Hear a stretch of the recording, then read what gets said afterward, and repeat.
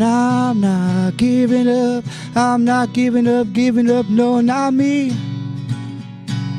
Even if nobody else believes, I'm not going down that easily. So don't give up on me. Hey everyone, are you rad for Christ? You fired up for Jesus? Welcome back to a new episode of Radical Christianity, the show that highlights God in action. I am Drew, your host, and I'm feeling blessed that you joined us today. So, this episode marks the fact that Radical Christianity is a year old now. This is the first episode of our second season, and I can't express how awesome it is that you have joined us for this great adventure. We have some great plans for this upcoming year, and I hope you will continue to join us. All right, ladies and gentlemen, gather around for a tale that'll make you wonder if we're in a sitcom or a real-life comedy sketch. So apparently, some parents in the Clovis Unified School District are up in arms because the Fellowship of Christian Athletes is serving up slices of salvation with a side of pepperoni. Yeah, that's right. Free pizza is now the gateway drug to Jesus. Apparently, these Clovis parents are up in arms over a well-respected Christian club offering free pizza at a voluntary lunchtime meeting. I mean, can you imagine kids lining up for lunchtime lectures like it's the hottest ticket in town? Sorry, Billy, can't hang out today. I got a date with Destiny and a slice of margarita. But wait, it gets better.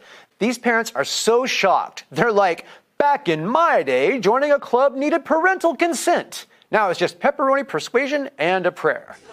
Except this isn't joining a club, and that statement isn't even true.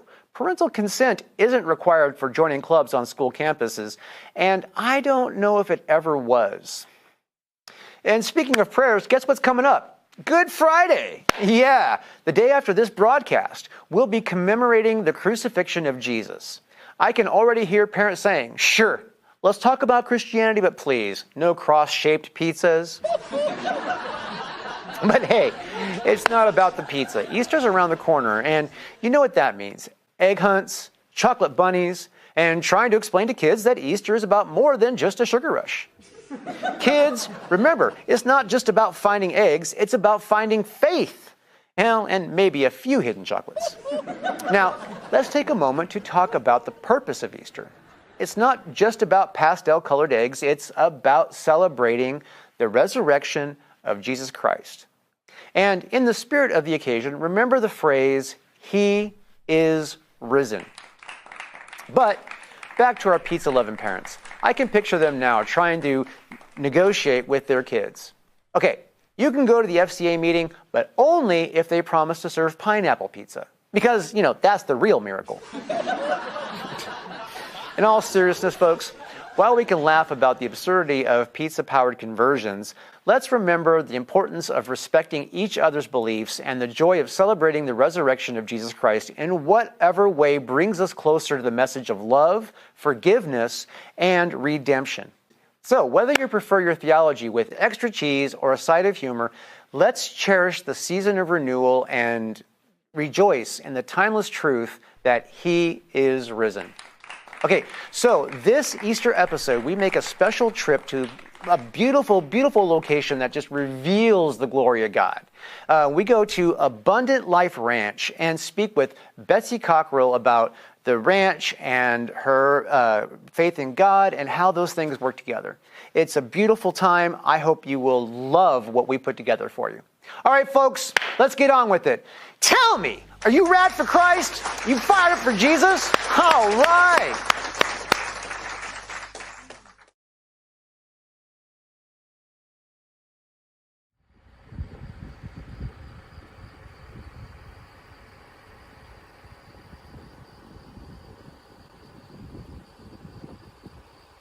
Betsy! Hey, Drew, it's so great to have you. This is amazing. I know. God put it on full display for you, did He not? This is such a beautiful view. That you told me this place was gorgeous, but Yeah. wow. Yeah. This is incredible. Yeah. Let's go in and get the interview, Okay. and then we'll look at the garden. And That stuff. sounds great. Please kind of tell us the story, how this all happened from the beginning. This is awesome. Thanks. Yeah. So our home is on 5 acres, and let's see, it's been 15 years ago. I just felt like God said, share what you've been blessed with, which was horses and Jesus and living in the country. And so thought about it, prayed about it, but it's not going away. I'm going to approach Doug with it, and he's going to say, this isn't the season of life for that. And instead he was like, yeah, let's do something. And I was like, oh, you were supposed to be my no, and now you're my yes, so what does that mean? And so we just began to pray about it. We had a group of 7 of us. We prayed for 40 days. Wasn't thinking something large scale, just is this the season to do something like this? And it was just amazing to watch how God took that little seed and expanded it. And as we began to pray, Doug had a vision for like a working ranch and some other location other than our little 5 acres, which 5 acres is a lot, but compared to the vision and what the process would be, we weren't able to do that at that location. And we thought, okay, we'll see what that, if or when that ever comes. And until then, we'll do it where we're at. And because clearly the confirmation during that time was yes, to do something. So the first couple of years we did overnight camps, did a couple of them throughout the summer. The first year the kids literally slept on our living room floor and began to expand. And through the years, it's been interesting to watch how God has taken it from just a couple times during the summer to now we go year round. And about 2015, the end of it, we started to say, ooh, we're starting to have more and more people through, and we need a little larger location. We need a location that can also bring in some residual income as well. And so we started looking for 20, 40 acres, what that might be, that we could put some cropland on. And because in our mind, 10 acres, we were doing it on 5, 10 would be amazing. Mm-hmm. And to be able to develop it from start to finish instead of just, it was an extension of our home and had never fully intended to have the ministry there. And so then we started the journey, we started looking, we had a time of just asking for lots of prayer and just seeing what God did through that process. And then eventually came to this place. So it's 160 acres, 60 acres of it was abandoned olive orchard. And so started walking down that path and okay, this wasn't what our expectations were. It was greater than our expectations or our hopes or what we were looking for, and began to journey down the path expecting God to shut the door. Like, okay, this won't pass or that won't pass or whatever as far as the escrow process. And again and again, the doors just flew open and the doors just flew open. And it was pretty incredible to watch. And then we began to remove trees and get the dirt ready. And as I share with people, spring or like January, February of 2020, it was finally all level and it was ready for buildings and fence and all of those things. And then the world shut down. And it was like, yeah, oh, okay. And then we thought at that point, gosh, are we even going to have a ministry? Is this even going to happen? As we're a donor funded organization. And so during that time, people were shifting their giving to what was needed of food banks and things like that. And so we just thought, okay, Lord, this is yours. If this is supposed to happen, it will happen. And if not, this is completely yours. And we began talking to our board. What does that look like? What's kind of like a shutdown plan? We don't really understand it. I remember at one point, Doug telling me, because at that point, he and I were both employed by the ministry for a year at that point. And he said, I'm going to need to go start looking for work again. And I said, okay. And so he started talking about different jobs, and one of the organizations we work with It's young girls that have never had a healthy father figure. And because he was helping in program and helping in their sessions, when we sat down for lunch and Bible study time, so often the conversations began to turn to him almost as a father figure. You know, I know you have 3 girls, Doug. If your girls were doing this, and the girls were asking him, you know, what would you say? What would you do? What would you have it look like? And to watch them experience that and grow. And I just remember at one point just sobbing and saying, Lord, why? What does this look like? Why did you bring us to here to shut it down? I don't understand. I don't understand what this looks like. And not for me and not for us. We're going to be taken care of. But for the impact and the change for these young girls, what does that look like and why? And now on the other side of it, you know, that's the hard part of storms, right? On the other side of it are the rainbows and the promises that you see. But when you're in it, it's dark and it's gloomy and it's cloudy and you're just going, God, I don't get it. I don't understand it. And now on this side of it, I can see how God provided Doug the opportunity for a different job that allows him to still be a part of program and help here and do things. And so it looks different than we thought it was going to look. But it's amazing to see not only did God provide for us and continue to keep the ministry going, but then like every piece of this property has been developed since fall of 2020. Yeah, And which is amazing. Incredible. We just had a prayer night recently. And people came and they were like, oh my goodness, it's been like 6 months since we've been here and there's new things. And so it's just been incredible to watch how God has brought piece after piece after piece. And it's just come in waves and stages of exactly what we need when we need it.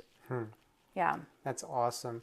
All right, so I think that it's kind of amazing that this land had an olive orchard on it. Yeah. Because an olive, you know, I mean, olive branch is very symbolic, Yeah. you know, and olive trees is very, you know, I just think that's extremely amazing. And you still have an olive orchard going over there. You said you leased that orchard out, which is, you know, that's amazing. And but so how overgrown was it when you came in? I mean, was it just... So if I remember correctly, it had been 12 years since it had been tended to. And the olive trees were, you know, God's significant in numbers. He's significant in details, right? And so I want to say whenever we purchased the property, it had been abandoned for 12 years and the trees were 40 at the time. And so, the trees are like 44, I don't know, I've lost track of time. 12 and 40, those are really God right, numbers. right, aren't they? And so what was incredible is that they were still alive and green and growing, even though they hadn't been tended to and nourished. And so it's such a tangible metaphor of what did it look like probably for that Garden of Gethsemane where Jesus went and prayed. Then to watch the tenacity and the fortitude of an olive tree and how they have such a long lifespan. And it's been incredibly neat to see the connections and to watch. I think that's something that this property does is it brings scripture to life. Like when we prune the trees or prune the vines, you know, it's one thing to read John 15 and hear that the Lord prunes things and what does that mean? But when you're in there and you're tangibly pruning things, it's a whole different experience. And to watch either our kiddos or our adults go through that process, it was really neat. One of our groups who came, it was time to prune the vines and we were pruning them, and their leader read through John 15 as they were sitting there and pruning it, and just to make those things come to life, whether it's the olives or the vines or creation around us. It really is. It's just, it amazes us how God again and again brings scripture to life through this place. Wow. Yeah, I mean, you look around and this place is just absolutely gorgeous. From, you know, especially, I mean, we did pick a strategically good time. Of Yes. course, God blessed us with some weather. There's a storm Yes. coming this weekend. Right. But I mean, it's super green right now. There's wildflowers. I love. I mean, green and granite. You know what I mean? That's one of my favorites. It's one of the things I love about California is you got green and granite. In the hills like crazy here in the valley. It just seems like it's really amazing that that like this place was. It looks like it was set aside for your guys' mission. And so, okay, so we've talked about the place. So really, what is it that you do here? What is the core mission? What is the demographic? You know what I mean? What is it that you guys do here? Well, I said that's really hard to encapsulate. I think the easiest thing, which is always unfortunate that you can't really capture it on camera, but I say we get front row seats to watch what God does. What does that mean? Well, when you use a horse and we work on relational health, whether that's between people, whether that's between yourself, whether that's between you and God, when you begin to work with a horse, whatever is inside of you begins to come out. And so there's things, we focus on communication, trust, and respect as we work with the horse, because that's super significant for the horse to have the best relationship with the human. While that's significant and that's what our focus is, lots of other pieces start to come out of a person. Recently, one of the gals that we worked with, she was an adult woman and she had a ton of fear, and she just said, I just feel like I can't move forward in program. I keep getting stuck with these fears and processing through it. And I happened to glance over at her and she was getting ready to pick her horse's feet. So she was getting ready to pick the hooves. And she is like, I can see her shaking. And so we began to talk. And one of the things that we talk about is the knowledge is the beginning of the end of fear. And so I said, okay, are you afraid? I wanted her to be able to process what was going on. And she said, yeah, I'm really scared. I'm like, great. Well, that gives us a great starting point. If you say you're not afraid, well, then we can't really go somewhere, right? You have to acknowledge it. And so she acknowledged it. And I said, okay, what part of it are you afraid of? And she's like, I'm afraid he's going to kick me. Because, you're kind of in a vulnerable position there. I said, well, they can't kick you whenever they're standing on 3 feet. And so she was like, oh. And just to watch her with that little piece of knowledge, I stood there with her, I helped her, we walked through it. She did all 4 feet by herself. And at the end, we say that people have these inside smiles that come out, those smiles of like, I accomplished that. And I didn't think I could accomplish that. Wow, like that's amazing. And she had one of those. And just to watch her overcome.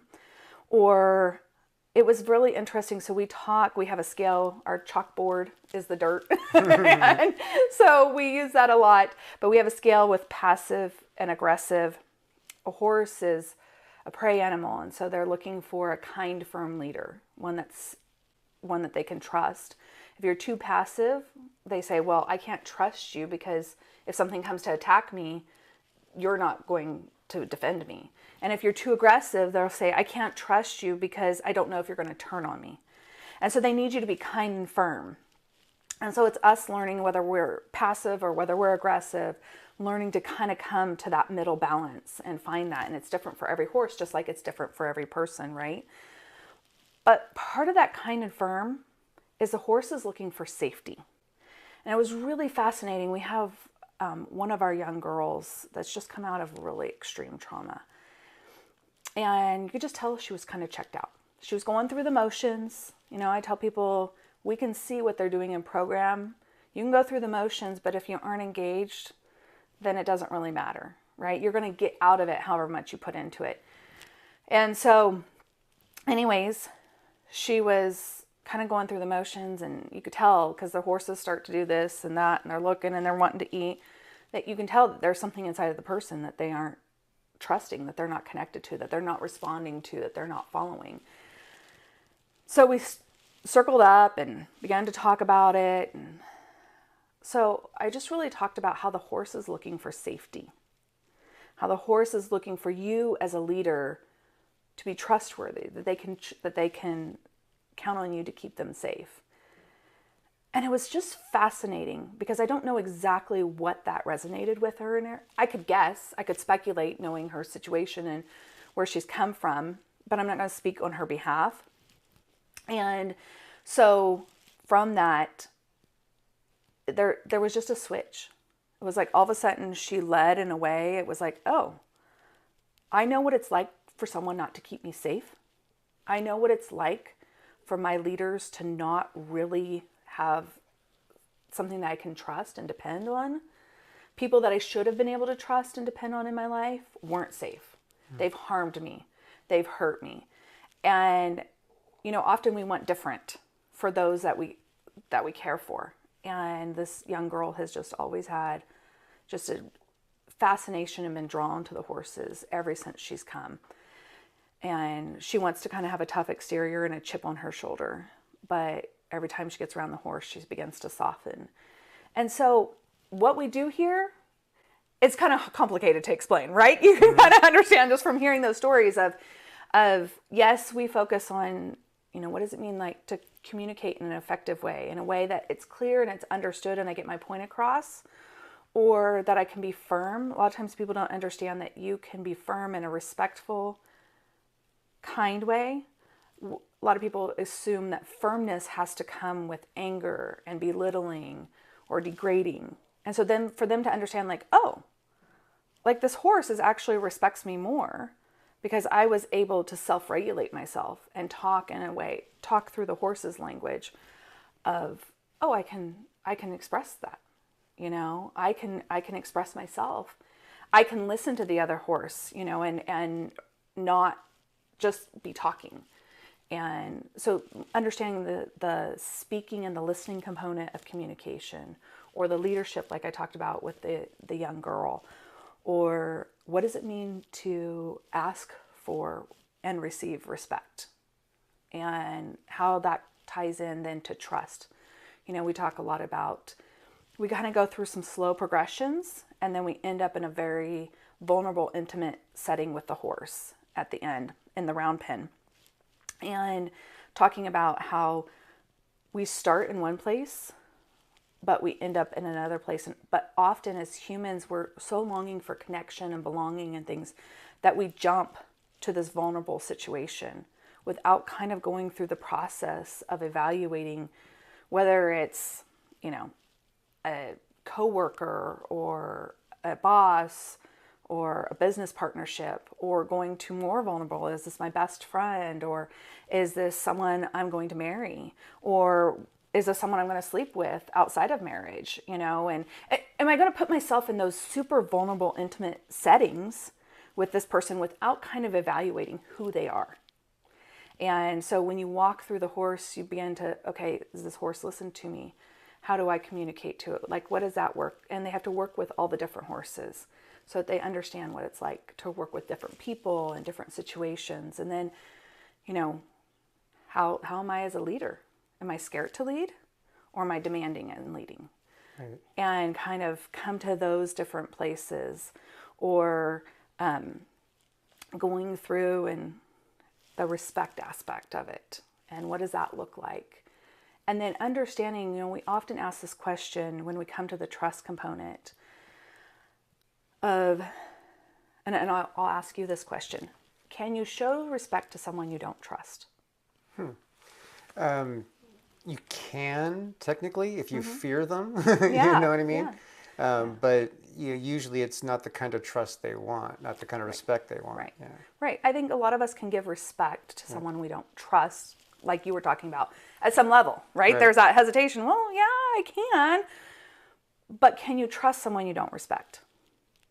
Usually it's difficult to trust somebody you don't respect. That is accurate. And so isn't it interesting that we don't a lot of times consider that respect component as we get to know someone. And yet we'll put ourselves in very vulnerable situations with them of trust and then wonder, why did I get hurt? Why am I betrayed? Why am I taken advantage of? All of these different things.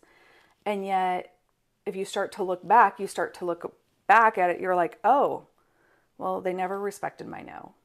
They never listened to me. They talked over me. They did different. Do you see all those little baby steps that lead up to much more vulnerable situations in a relationship? Right. And so it's interesting for people to kind of begin to process. And I always share with my participants, you know, if it wasn't creepy, and it would be super creepy, so I wouldn't do this. But if they could come, if we could video them the first day that they came and video them the last day, they aren't the same people. The confidence that comes away from them. We say that there's a little bit of a ranch swagger, you know, that comes because there's something about working with a 1,000-pound animal and knowing that, wait, I can communicate to this and I can lead and I can be significant and I can have value. And to know whether that's, maybe I've been passive my whole life and now I can have a voice, or maybe that's, I've been aggressive my whole life, but I can be vulnerable.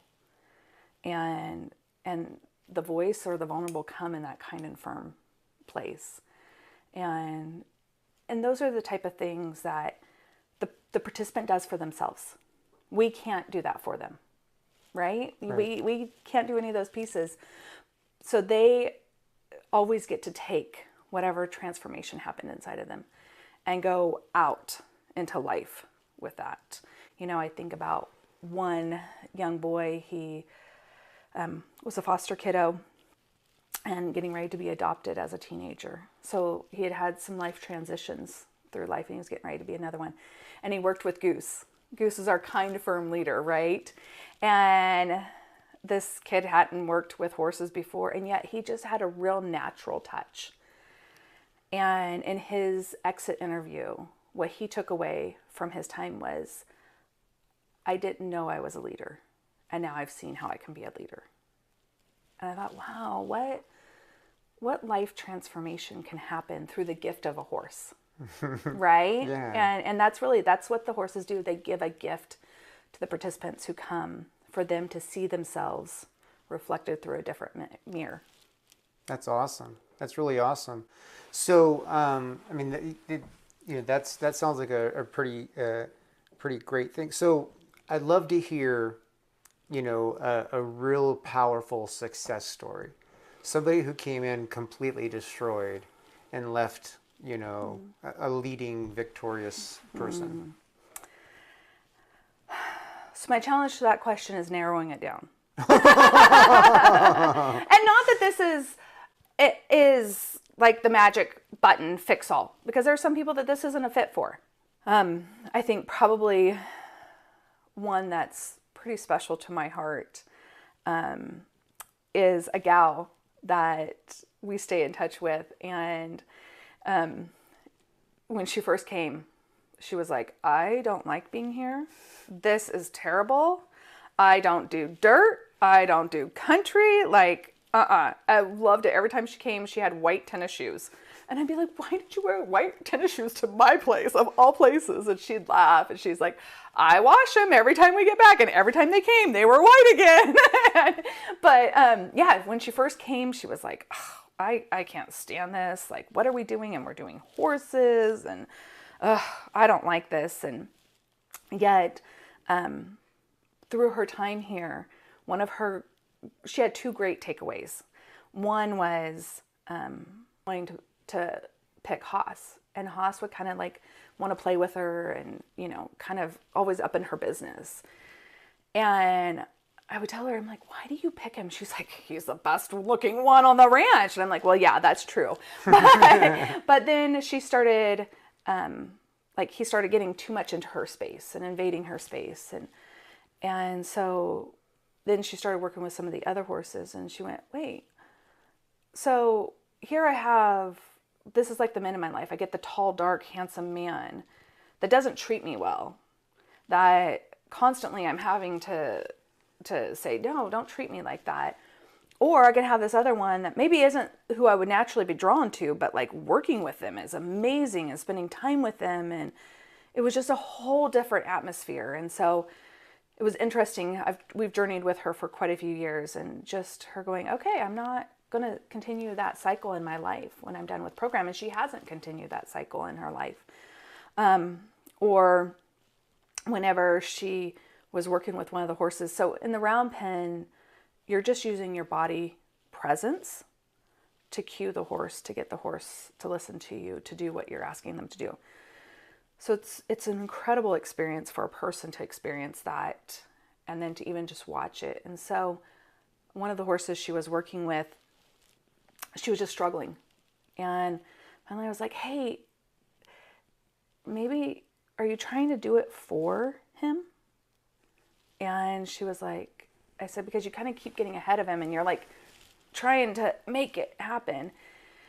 And she went, oh my goodness. And like, she just stopped and paused and looked at me, and she's like, my daughter's making wrong choices for her life. She's making wrong choices like I have made in my past, and I don't want that. And so I'm trying to make it happen that she does life differently. And she goes, what I'm realizing in this moment, she goes, the Holy Spirit just spoke to me that I have to trust my daughter to God. And I have to trust that she's going to make the right choices for herself. And that this process is going to happen. I can't make it happen. And I can say today, her daughter has made the right choices. And she's watched restoration happen in her family. And she's brought her mom and her kids out, and we stay in touch, and it's always so fun.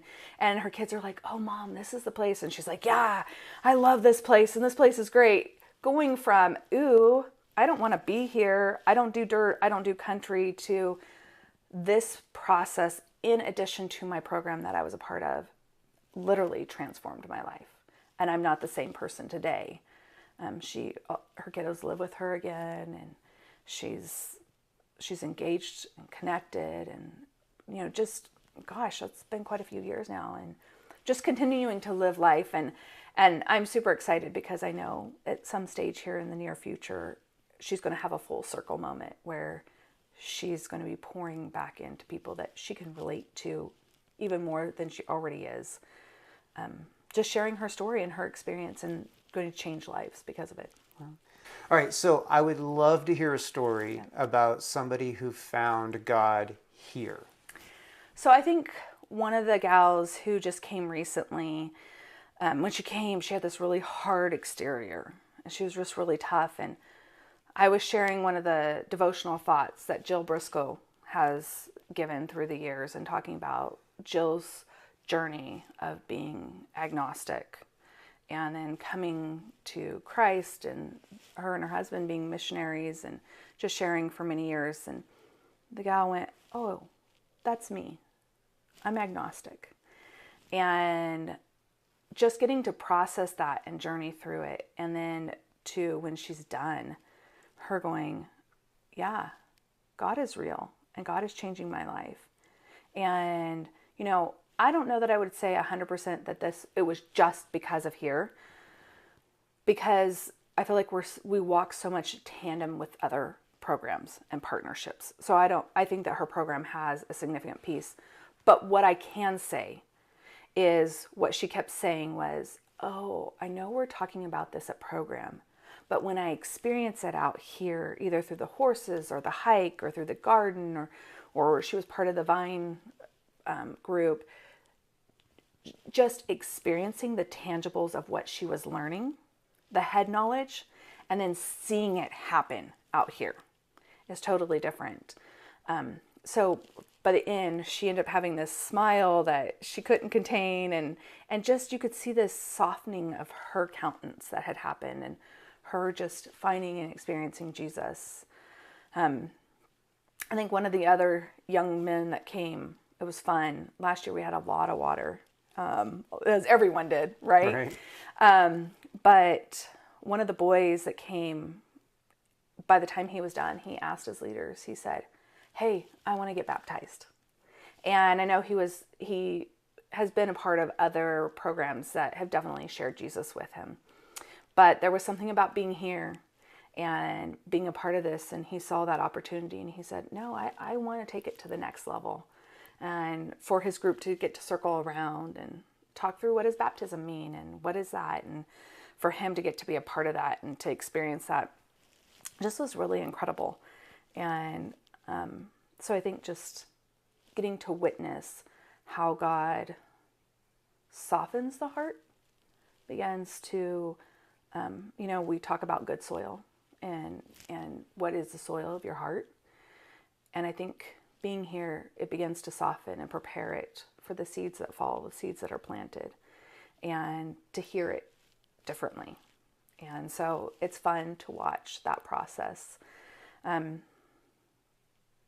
don't know if I could tell you specifically. No, actually, I probably could. I could probably tell you, if I think back in the archives, now that I'm just getting ready to say, I can't specifically tell you, I can think of 3 different kiddos that, the very first one that came, she came from Southern California, had never been on a horse and had never opened a Bible. And so it was fun to get to say, oh, as we talk about, this is our passage, and this is how you open a Bible, and this is what these book names mean, and this is what the big number means. That's your chapter, and the smaller number is your verse.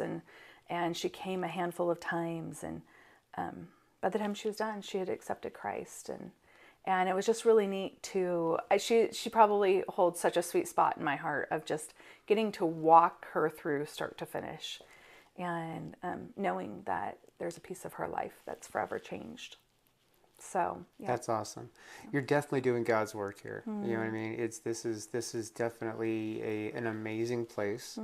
You know, you're an amazing person. Oh. Doug's pretty cool too. Yeah, he has to be to put up with all of it. But what we love to say here on Radical Christianity is you're definitely rad for Christ. You're definitely fired up for Jesus. Yeah. And we love to see that. Yeah, he's the one that transforms. He's the one that does everything, right? Yeah, exactly. Yeah, absolutely. So this ranch is covered in God's stories. They're pretty incredible. This oak tree is a great example of one. As we began to look to expand, we were looking for some property. Our ministry was expanding, and I went to a place and asked for prayer. Hey, we're expanding. What does this look like? And as the gal was praying, she said, I just kept getting this image of an oak tree. Does that mean anything to you? And I thought, well, not necessarily. I mean, I love oak trees. I love that environment, but not necessarily. And gave it some more time, didn't think too much about it. We were still looking for a location and went to another place, totally separate. People aren't connected at all. And just asked for prayer for the ministry. We're growing, things are expanding. What does it look like? And those 2 ladies began to pray, and after a while, one of them stopped and said, I just keep getting this image of an oak tree in my mind. And the other lady said, oh, I do too. And so then they said, well, does this mean anything to you? And I said, yeah and no. I said yes, because interestingly enough, someone else has had that image as they've prayed for our ministry, but I don't know what it means. And so I began to look up scripture. What does scripture say about oak trees? And there's a handful of them, but one of the most significant ones that stood out to me was Isaiah 61, where it says, I have come to proclaim, and I'm probably not going to paraphrase this exactly right, but I have come to proclaim liberty for the captives, to set the prisoners free, to give them a mantle of praise instead of sorrow, and give them joy instead of mourning. And I think I paraphrased that incorrectly, so that they might become oaks of righteousness. And it just so stuck at us that, wow, that's incredible. And then when we began to lay things out and to level the land, Doug's a great visionary, and he had a vision of how it was going to lay out and how everything was going to look. And we had to put stakes in the ground for the people moving the dirt. And we staked it. He's like, I think I want to change things up. And so we staked it. And then the next thing we know, we turn around and we look down the driveway, and right there's this massive oak. And it was like, oh, yeah, God's in the details. And that's oaks of righteousness. And so we love to say, as were coming in and out of the ranch area that you're thinking, yeah, God's growing oaks of righteousness. That's awesome. So this is one of your horses here? Yes, this is Annie. Annie. Yes. So tell us about Annie. So one of the things about Annie is she's obviously very beautiful and cute. And the gal who originally had her as a little tiny horse said, oh, you are so beautiful and you're so cute and I just want to love you and squish on you and all cute things. And she never asked her to have manners or have respect for the human. And so then in turn, she thought she could be the one in charge. And now that she's bigger, it's a little more intimidating and it's a little less productive for having a good relationship. And so one of the things for Annie is she's learned how to be respectful and not demanding and having her own way. And yet the neat thing about her is just like all of us have things we're good at and things we need to work on. And so some of the incredible things for Annie is the fact that she's independent. You can take her anywhere. You can do whatever you need and she'll work her heart out for you. And so she's a great horse. Yeah, she has some issues that she's working on, just like all of us. And yet she has some things that are incredible. And so that's one of the things that we get to share with our participants. Yes, we have things we work on, but yes, we have good things as well. Awesome. She it was funny as she poked her head over there. She's all pet me. All right, let's go meet another horse. All right. So this is Grace and Goose. Goose is a horse that is brown. I should say kind of more orangey. That helps clarify for people. And Goose's story is a couple of fun things. One, he does have a mustache, so it was fun whenever Top Gun was out. Put some aviators on him, and he really had the whole Goose moment going on. But for him, he also is, if I were to say, had a love language, it would be acts of service. He's like, hey, let's go, let's get the job done. I don't need all the warm fuzzies, except for when it comes to kids. When there's kids around, Goose is like in their lap and just loves them. It's so fun to watch. Also, the thing about Goose is he's what we call a kind, firm leader. You know, some people walk into a room and they want to be like, oh, excuse me, I want everyone to know that I'm the leader, I'm the one that's in charge, I'm the one that's doing things.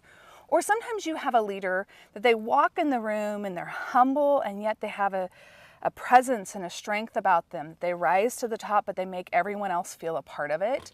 And there isn't a dominance. And that's what I would say about Goose and his leadership. Grace is our only rescue horse. The people who had her said that she was worthless. And Doug was looking for a horse for himself. So someone dropped Grace off for us. And when he looked at her, he knew he couldn't compete on her. But he really felt like God said, she's perfect for your program. And we didn't know what that meant. So we spent some time rehabbing her. And she's now a redemption story. You know, you need a team of people around you to bring out your best. And she's went and done some high dollar competitions and had a lot of fun. The vet and the chiropractor both cleared her before she went and did any of those things. And the thing that they said about her was, wow, we just didn't think that she would be able to do that whenever she first arrived. And so it's been fun watching, knowing that just because someone or something said you didn't have a purpose or a plan, watching it come full circle into a redemption story of she's perfect for our program. And so many people experience different pieces of themselves because of working with her and spending time with her. They're beautiful horses. Yes, they're very majestic. So this is Penny and Sugar. Penny is a horse, I would say, if I were to be equivalent to human terms, she has a PhD in horse knowledge. And she is always looking to see, do you understand what I understand? And she's gracious about it, but if you don't understand, then she's going to be the one that takes over and takes charge and is definitely the leader.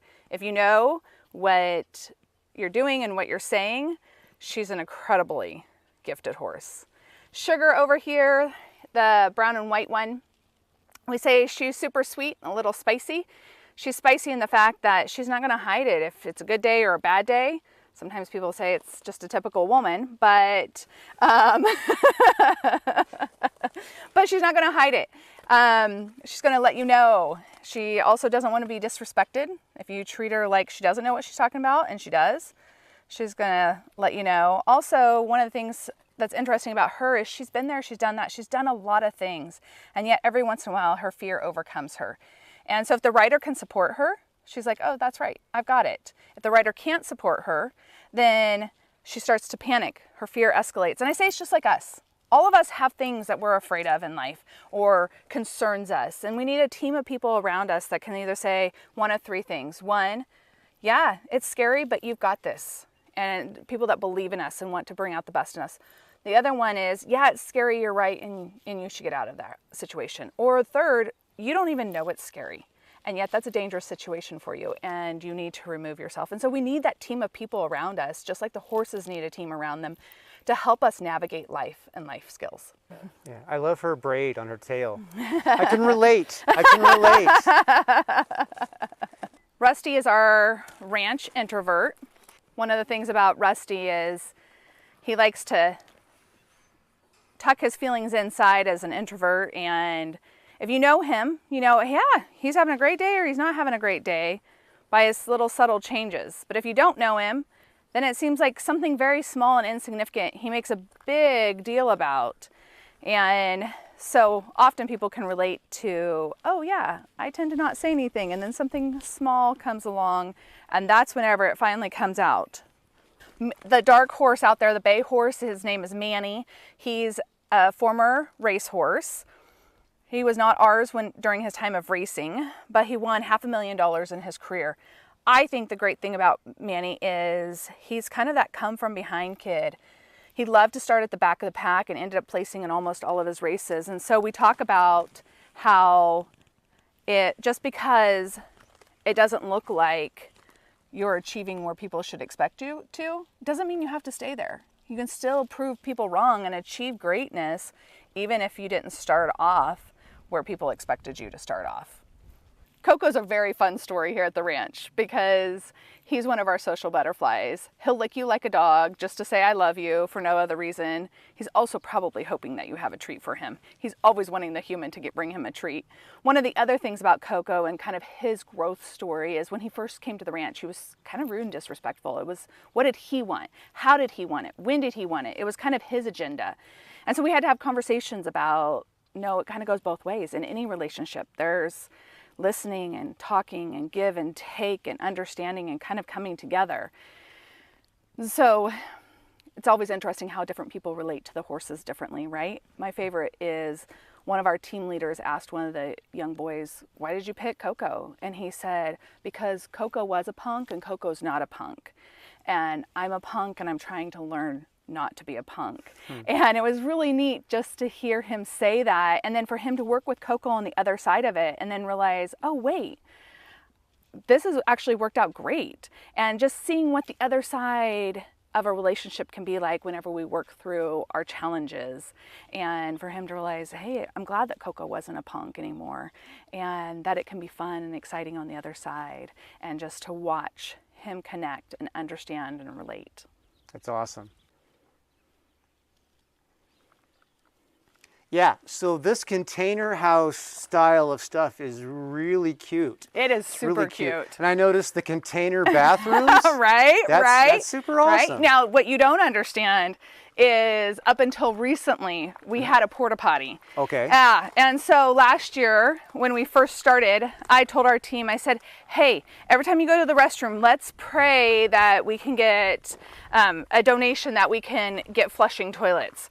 And so I think that the prayers definitely worked, and they were so excited whenever we came back and told them just an incredible God story of, hey, we now have the funds to get flushing toilets. And so to say that there was a cheer that went up is an understatement of the year. The thought of porta potty prayer. Right. You're sitting there praying. Right? Porta potty prayer. Yes. I like the phrase. This garden is beautiful. Yeah, this is our winter garden. So we're getting ready to transition it over to spring. It's amazing the lessons that come out of kind of like we've talked about, but then also not only that, but just people getting to work shoulder to shoulder and getting to know each other differently and experiencing that. And then not only that, but we cook a lot of meals that come out of our garden with our participants. And so they get to experience like, gosh, like this time of year, like I pulled a potato out of the ground and I'm going to cook it, and how it just tastes so incredibly great and flavorful, and or make salsa and make their own kind of salsa and all the experiments that get to go with it. So they it's get fun. to understand what it means to actually have organic fruit. Yes, absolutely. Now this is the arena. Yes. Now I know that you guys are praying now about getting a cover. Yeah, for that. I don't have a cute catchphrase like porta potty prayer, but we want a metal building prayer. This is kind of our next expansion piece of needing to have some type of covering, some type of metal building that we can get under shade, out of the elements, or even, sometimes during the winter, we have to do a complete shift because there's water or there's too much mud or whatever. So out of all of the elements, but especially the heat, that we have so much heat here in the Central Valley, and our team struggles with the heat, so keeping them healthy. But not only that, but a lot of our participants, or many of our participants, are on medications that don't do well with the extreme heat, the temperatures, and the sunshine. So now my saying is every time you experience sun, say a prayer. So we should have lots of prayers going up for that one. Right. No, our viewers, remember to pray. Remember to pray. Yes, please. Whenever it gets hot this summer. The power of prayer is amazing. So I see a lot of little tracks. That obviously there's a vehicle that drives through there. What kind of things go on in the arena? So in the arena, we start, depends on the group, but we start, what you see out there are a lot of obstacles.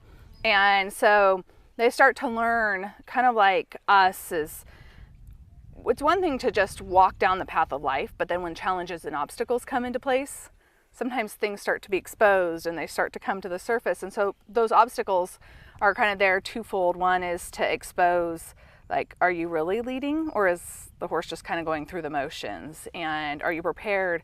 It teaches us to be proactive versus reactive, and to have a plan, and plans change, right? But if we don't have a goal, if we don't have something, then we get nowhere.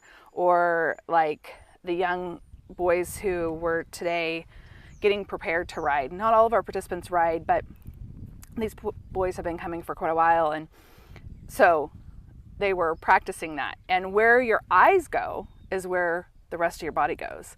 And so Doug was talking with the boys, like, make sure you're looking up and you're looking out. And one of the boys kept wanting to look down, and every time he looked down, you could just see his body tip. And I think it's just a great metaphor for us. One of the metaphors for us that we can use is, where are we focused? What's our vision on? Because that's where we're going to go. And so if our focus is up and out, our focus is on the Lord, we're going to go that direction. But if our focus is down in the moment, we're not going to make the progress and know where we need to go. That's awesome. This is so cool. Thank you for sharing this with us. Absolutely. This is great. And where do people reach out if they want to send money or be involved? Right. So they can contact us through our website. Our website's Abundant Life Ranch, CA for California.com. So AbundantLifeRanchCA.com. And they can reach out and contact us, and we would love to hear from them, whether it's volunteers or connections in some ways, or if they want to continue to do what God is doing here, we'd be so grateful for it. Awesome. We're definitely going to spread the word. So I noticed the cross on the top of the hill there. Yeah. It's a great reminder of where's our focus. We were talking about our focus as riders or working with our horses, and it's beautiful to stand in this location and then to look up and just to be reminded of looking at our focus of Christ and what he's done for us, and grateful for the work that he has done and that he's risen, and that's what sets us apart, right? Yeah, that's very appropriate considering this is our Easter episode. Yeah. This is our 1 year. This is a beautiful place to celebrate our beginning of a whole new season. Easter, spring, it's all a beautiful thing. So glad we could share it. Yeah, absolutely. All right.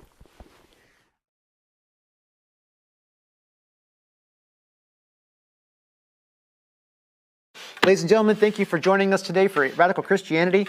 This is our Easter episode. It's super important. Easter is like the Super Bowl for Christians. It is the day that we commemorate when our Savior rose from the dead. And it is important to realize that Jesus Christ did rise from the dead. On Good Friday, which is going to be tomorrow from when this is after this broadcast, and he was crucified. And he was crucified for all of our sins, and he would have gone to the cross if it was even just one of us. It's important to remember that. And then after 3 days, on the third day, he rose from the dead. That's why we celebrate Sunday, we go to church, and that's why the Sabbath shifted from Saturday to Sunday, because Jesus rose from the dead on the Sunday. And I just want everyone to know that it is important, if you are not celebrating Easter, if you're not pushing Easter as your faith-based holiday. I know some Christians out there are into the Easter bunny and gifts for their kids, but if you're missing the point, telling your kids why we celebrate Easter, you're doing them a grave injustice. Easter is one of the most important days of the year. It is something that we should all pay attention to because it is revolutionary for our society. If Jesus had not gone to the cross and had not risen from the dead and had not proven that he was the Son of God, our society as we understand it would be nothing like we know today. And I can go into that rabbit hole for a long ways, and maybe someday we will. We can't do it right now. But I would like to talk to that person who's watching right now, who is feeling Jesus knock on their heart. He's like, I need this Jesus thing. I need to figure out how to do this in my life. It is so easy. All you got to do is talk to Jesus and tell him to come into your heart. You can say something real simple like, Jesus, I need you. I'm not doing it right on my own. Come into my life and change me. Turn me into the person that you've designed me to be. Walk with me. Hold me. Be there for me when it's tough times. Give me the love that only you can possibly give. These are things that you can say. There's a million ways to approach it. Speak from your heart. And if you believe in your heart that Jesus was risen from the dead and that he's the Son of God, and if you say with your mouth that he is Lord, you are saved. It is simple as that. So have him in your heart. It will be the best decision you've ever made in your entire life. I have met nobody who regretted that decision ever. So if you do make that decision while watching this show or a rerun of this show, I would love it if you would go to our website, radforchrist.com. That's RAD, the number 4, Christ.com. And there's a little Got Saved form on there. If you fill that form out, I can send you a Bible and a little gift to show you that we want to welcome you and celebrate you joining the family of God. Also on that website, there is a Ask a Question form for those of you who are curious about this show or about something from the Bible, maybe something you heard at church. Please feel free to ask us, and we will do our best to answer your questions. Also, if you have a prayer request, we would love to be able to pray for you. Please submit your prayer requests so that we can sit around and pray for the things that you need. I just want you to understand that we are here for you. We are here to serve. And this is the most important part. That is, Jesus Christ loves you. And so do I. Thank you for watching Radical Christianity. We will see you next week.